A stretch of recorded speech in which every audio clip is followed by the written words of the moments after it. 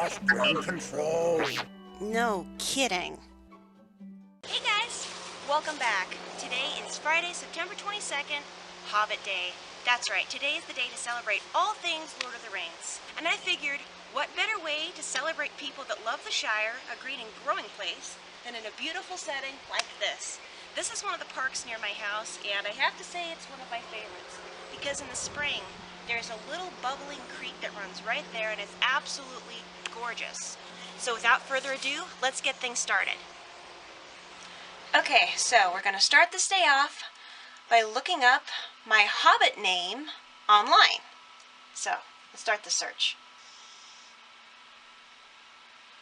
Barilla Townsend. That's interesting.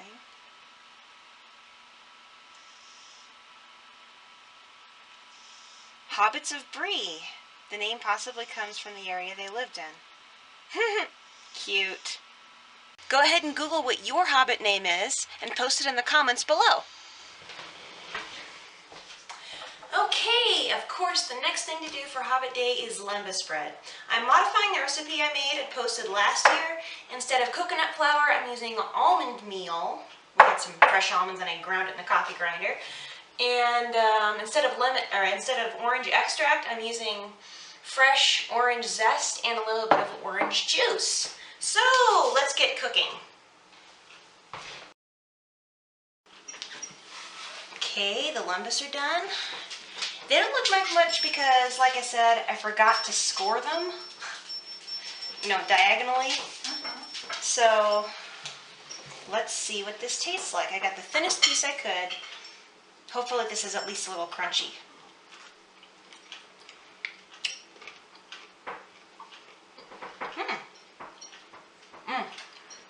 Tastes almost exactly the same as last time. A little bit of a nutty flavor and a citrus flavor. Kind of crispy and very, very dry. I'm going to read the last part of the Grey Havens, which is the last chapter of the last book in Return of the King. Then Elrond and Galadriel rode on, for the Third Age was over, and the days of the rings were past, and an end was come of the story and song of those times. With them went many elves of the high kindred who would no longer stay in Middle-earth, and among them, filled with a sadness that was yet blessed and without bitterness, rode Sam and Frodo and Bilbo, and the elves delighted to honor them. But even as they stood there, and the elves were going aboard, and all was being made ready to depart, up rode Merry and Pippin in great haste. And amid his tears, Pippin laughed. "You tried to give us the slip once before and failed, Frodo," he said. "This time you have nearly succeeded, but you have failed again. It was not Sam, though, that gave you away this time, but Gandalf himself." "Yes," said Gandalf. "for it is better to ride back three together than one alone. Well, here at last, dear friends, on the shores of the sea, comes the end of our fellowship in Middle-earth. Go in peace. I will not say, do not weep, for not all tears are in evil." Then Frodo kissed Merry and Pippin, and last of all Sam, and went aboard, and the sails were drawn up, and the wind blew, and slowly the ship slipped away down the long grey firth, and the light of the glass of Galadriel that Frodo bore glimmered and was lost. And the ship went out into the high sea and passed on into the west, until at last, on a night of rain, Frodo smelled a sweet fragrance on the air and heard the sound of singing that came over the water. And then it seemed to him that as in his dream in the house of Bombadil, the grey rain curtain turned all to silver glass and was rolled back, and he beheld white shores, and beyond them a fair green country under a swift sunrise. At last they rode over the downs and took the east road, and then Merry and Pippin rode on to Buckland, and already they were singing again as they went. But Sam turned to Bywater, and so came back up the hill as day was ending once more. And he went on, and there was yellow light and fire within, and the evening meal was ready, and he was expected. And Rose drew him in and set him in his chair, and put little Eleanor upon his lap. He drew a deep breath. "Well, I'm back," he said. And that's the end of The Lord of the Rings. I'm sorry I didn't read more of it in more detail, but maybe next year, or maybe I can follow up reading it after the fact. Okay guys, so This song from Lord of the Rings, In Dreams, I'm actually going to dedicate to my boyfriend. He's been going through some rough times lately, and so, honey, this is for you.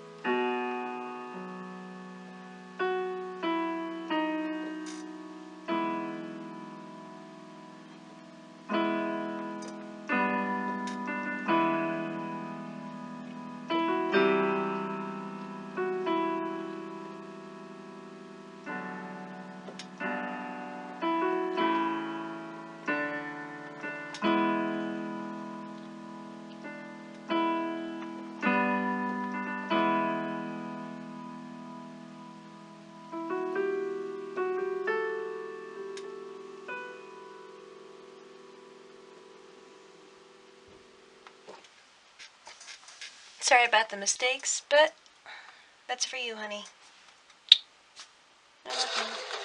Started watching Lord of the Rings, coming up on one of the funniest parts in the... Here we go. He doesn't look around. Outside. It's your idea. And then it takes off.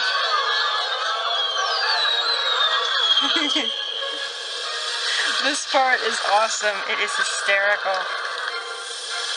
That's supposed to be the grand finale, by the way. And all the hobbits start running around and tripping over themselves trying to get away from the dragon.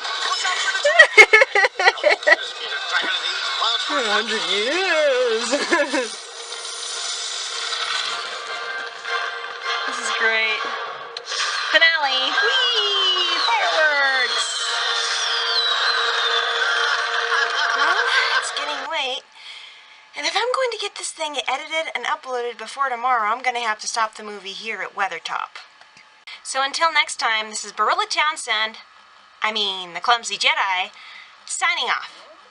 Hey, how'd this get in here? Just for fun. You know that nothing's going to happen. Oh, shoot.